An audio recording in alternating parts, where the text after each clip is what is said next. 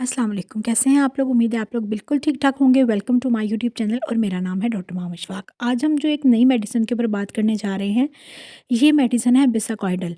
बिसाकोइडल एक ऐसी दवाई का नाम है, ये दवाई लैक्सेटिव का काम करती है, ठीक है? अब ये दवाई क्या है, कौन से मरीज़ इसको इस्तेमाल कर सकते हैं और ये क्यों फ़ायदेमंद होती है?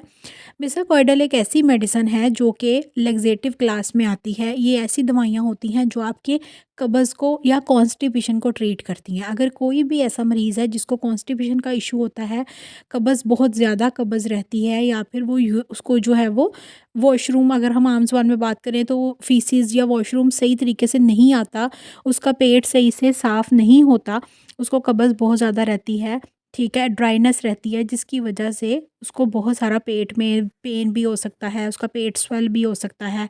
तो इस तरह के जो इश्यूज़ होते हैं उसमें ये दवाई आप इस्तेमाल कर सकते हैं। इसके अलावा इस तरह की दवाइयों का इस्तेमाल सर्जरी, अगर आपने कोई सर्जरी या ऑपरेट वगैरह करवाना है तब भी आप अपने पेट को साफ़ करने के लिए, खाली करने के लिए भी ये दवाई का इस्तेमाल कर सकते हैं।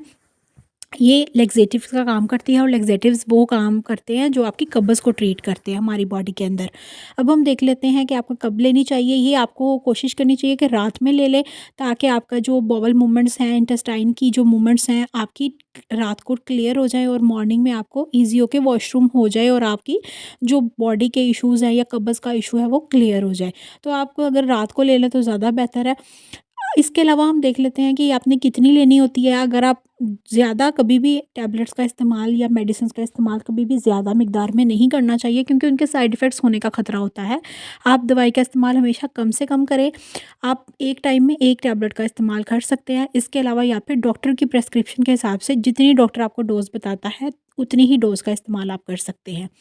अब हम देख लेते हैं कि इसके साइड इफ़ेक्ट्स क्या-क्या हो सकते हैं। इसके साइड इफ़ेक्ट्स में आपको नोज़िया मतलब कि ऐसे महसूस हो सकता है जैसे वॉमिटिंग फ़ील हो रही है लेकिन आ नहीं रही। इसके अलावा पेट में क्रैम्प्स वग़ैरह पड़ सकते हैं, मरोड़ उठ सकते हैं, आपको पेट में हल्का-फुल्का दर्द हो सकता है। इसके अलावा आपको, अगर आपने इसकी ज़्यादा मिकदार भी ले ली है तो आपको जो है वो मोशन भी लग सकते हैं, जिसको हम डायरिया कह देते हैं, डायसेंट्री वगैरह, आपको इस तरह के इश्यूज़ फेस करने पड़ सकते हैं।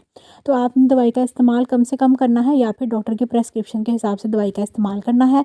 उम्मीद है आपको वीडियो समझ आई होगी। अगर किसी का कोई भी क्वेश्चन है तो वो पूछ सकता है। चैनल को सब्सक्राइब कीजिएगा, वीडियो को शेयर कीजिएगा और अपना बहुत सारा ख्याल रखिएगा। अल्लाह हाफ़िज़।